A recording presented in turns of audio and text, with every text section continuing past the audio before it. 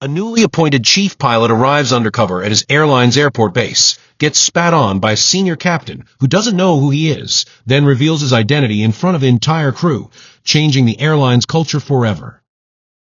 It was supposed to be just another quiet Tuesday morning at Falcon Bay International Airport. The terminals bustled with the usual rhythm of business travelers, vacationing families, and the constant low roar of jet engines in the distance. But for Captain Elijah Carter, it was the start of something much bigger and far more revealing than a routine day on the tarmac. Elijah had spent 26 years in aviation, working his way up from regional co-pilot to commanding some of the largest passenger aircraft in the skies. Now he was stepping into a new role, chief pilot of Horizon Skies Airlines, a mid-size carrier struggling with safety violations, poor morale, and a reputation for sloppy professionalism among its flight crews. The airline's board had recruited Elijah for his reputation, disciplined, respected, and unafraid to clean house when necessary.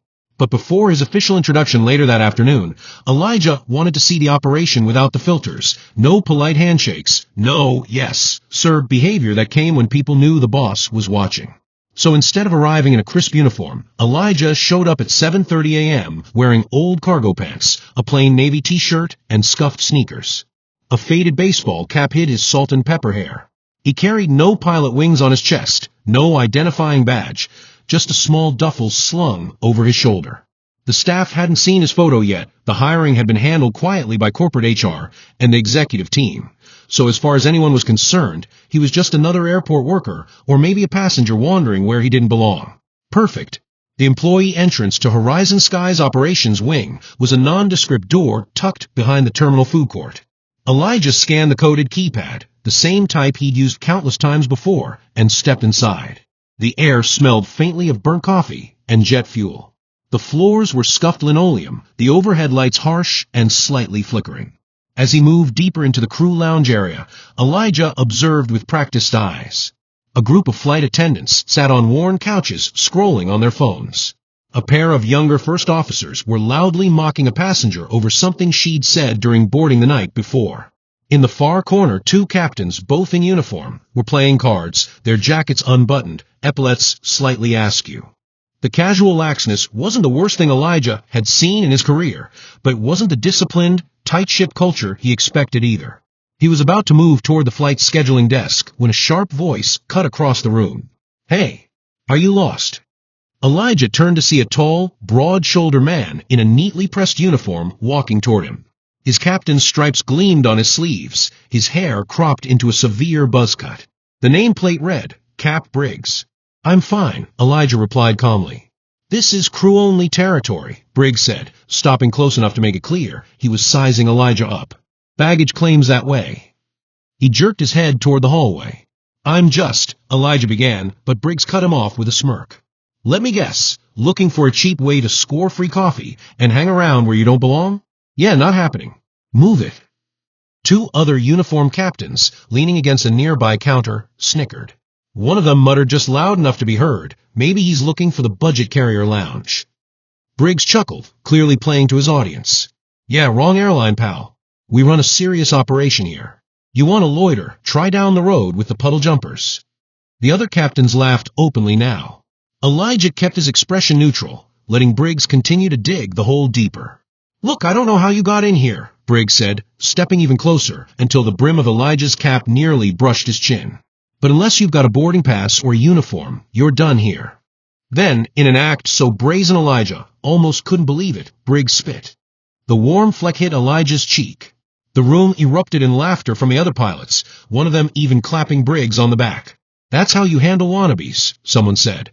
Elijah slowly pulled a handkerchief from his pocket, wiped his face, and folded it neatly. "Is this how you treat everyone who walks through here?" he asked evenly. "Only the ones who need to be reminded they're not welcome," Briggs said, puffing out his chest. Before Elijah could reply, the overhead PA crackled to life. "All Horizon Skies flight crew, please report to the main operations briefing room for a company-wide announcement in 10 minutes. Briggs grinned. "You heard it. Time to clear out before security walks you out." He strode off, his friends following, still laughing. Elijah watched them go, then quietly made his way through a side corridor to the admin offices. Inside, a startled scheduler looked up from her desk. Can I help you? Yes, Elijah said simply, removing his cap. I'm Captain Elijah Carter. Her eyes widened. The new chief pilot. That's me. Is Director Lawson in the briefing room already? Yes, sir. Good. Please just show me the side entrance. I don't want anyone to see me until it's time. The briefing room was already packed when Elijah slipped in through the side door. Dozens of pilots filled the seats, with more standing along the walls. At the front, Director Lawson addressed the room. As you all know, today we officially welcome our new chief pilot, Captain Elijah Carter, Lawson said. With more than 2 decades of exemplary service and a history of turning around struggling flight operations, Captain Carter is here to set a new course for Horizon skies. Near the back, Briggs lounged in his chair, whispering something to his buddies. One of them snorted. And now, Lawson said, gesturing toward the main entrance, please join me in welcoming. But instead of the main doors swinging open, Elijah stepped forward from a side. A ripple of recognition, and then shock, spread across the room. Briggs froze, his smirk vanishing. The color drained from his face. Thank you, Director Lawson, Elijah said, shaking his hand before turning to the room. Good morning. As you've heard, I'm Captain Carter, your new chief pilot. Silence. I arrived early this morning, Elijah continued, without uniform, without introduction, because I wanted to see Horizon Skies as it really is, not the version you put on when corporate is watching. His gaze swept across the room, stopping briefly on Briggs. What I saw was revealing. A murmur rippled through the pilots. This morning, Elijah said, a captain of this airline spat in my face. He did it because he assumed I was nobody, because he felt safe doing so, and because others laughed, he felt validated. Briggs' hands gripped his knees tightly, his eyes locked on the floor. That ends today, Elijah said, voice sharpening. Respect is not optional in this airline. It is the baseline for everything we do, from each other, and especially for the passengers who trust us with their lives every time they step aboard one of our aircraft. He moved down the aisle until he stood directly in front of Briggs. Captain Briggs, he said, stand up. Briggs rose stiffly. When you spit in my face, you didn't just insult me, Elijah said. You insulted this uniform, this airline, and every person who depends on us to operate with professionalism. You acted on assumptions and arrogance, and in this cockpit, that can kill people. Briggs opened his mouth. Sir, I save it. Elijah said, effective immediately, you are suspended from duty pending a full investigation of your conduct and service record. Gasps filled the room. Elijah turned back to the rest. If you can't or won't uphold the highest standard of professionalism, you will not fly for Horizon Skies. If you are ready to be better, to work better, I will give you every tool and every opportunity. But accountability will be non-negotiable. Over the next weeks, word of the incident spread through the airline. The investigation into Briggs uncovered prior complaints, verbal abuse of crew, insubordination, passenger incidents, all previously buried. His suspension ended in termination. Elijah implemented mandatory crew resource management refreshers, conflict resolution training, and reinforced sterile cockpit rules. Senior pilots who resisted quietly retired. New hires were vetted not just for flight hours, but for attitude and teamwork. 6 months later, Horizon Skies on-time performance improved, complaints dropped, and flight attendants reported a more respectful working environment. One evening, as Elijah crossed the concourse in uniform, a gate agent stopped him. Captain Carter? Just wanted to say, the crews are different now. We notice it. The passengers notice it. Elijah smiled faintly. That's the goal. But deep down, he knew the lesson from that first undercover morning would never leave him, that respect in aviation, like safety, is built in small, consistent actions, and that leadership sometimes means letting the truth reveal itself before you take the controls. 3 days after Captain Briggs turned in his resignation, the airline's base office had finally quieted down. Or at least it seemed that way. Elijah Carter, now firmly seated in his role as chief pilot, was still processing just how deep the cultural rot had gone. The spitting incident had been a jolt to the crew, yes, but he knew one shocking meeting wasn't enough to permanently shift a culture that had been festering for years. He was reviewing flight schedule adjustments when there was a soft knock on his office door. Come in, Elijah called, expecting one of the schedulers. Instead, a tall woman in a dark blazer and slacks stepped inside, a leather folder tucked under her arm. Her ID badge flashed briefly, Federal Aviation Administration. Captain Carter, she said. Yes. And you are? Inspector Naomi Grayson, FAA Air Carrier Operations. Mind if I sit? The folder in her hands was already making his stomach tighten. FAA visits weren't unusual, but unannounced ones without expression? That was never good. I'll get straight to it, she said, lowering herself into the chair. I was at Falcon Bay 3 mornings ago. I was en route to another assignment when I decided to stop for coffee in the main terminal before catching a connection. That's when I saw a situation unfold in your crew lounge area. Elijah froze. You saw it? Every second, Grayson replied evenly. The yelling, the spitting, the laughter. She flipped open her folder. Inside were crisp, typed notes and a printed still frame from a blurry phone video. It wasn't crystal clear, but the posture and uniform of Captain Briggs were unmistakable.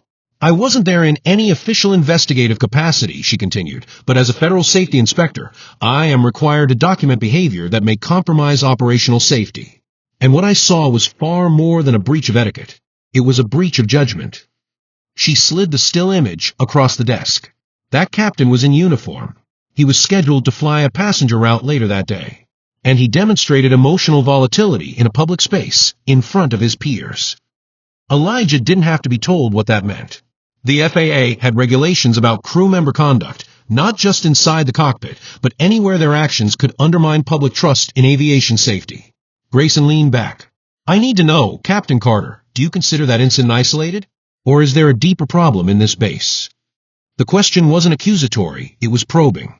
Elijah exhaled slowly. There's a deeper problem, and I think you and I are going to need to talk about it.